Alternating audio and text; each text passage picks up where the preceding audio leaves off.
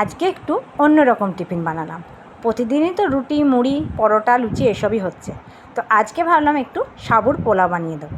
আমি এটাকে সাবুর পোলাওই বলি, যদিও এতে আমি কাজু কিশমিশ কিচ্ছু দিইনি, শুধু আলু, চেরা কয়েকটা কাঁচা লঙ্কা আর একখানা টমেটো দিয়েই বানিয়েছি।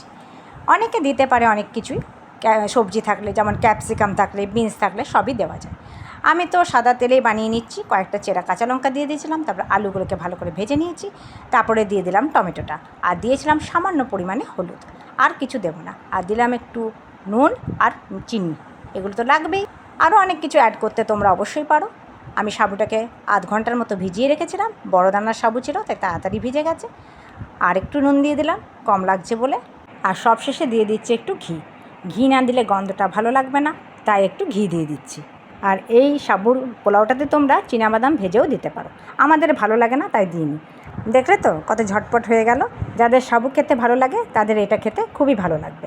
তাহলে রেসিপিটা তোমরা একবার ট্রাই করে দেখো। আর ভিডিওটা যদি ভালো লাগে অবশ্যই লাইক করবে, কমেন্ট করবে আর ফলো করে পাশে থাকবে। এখন রাখছি, টাটা।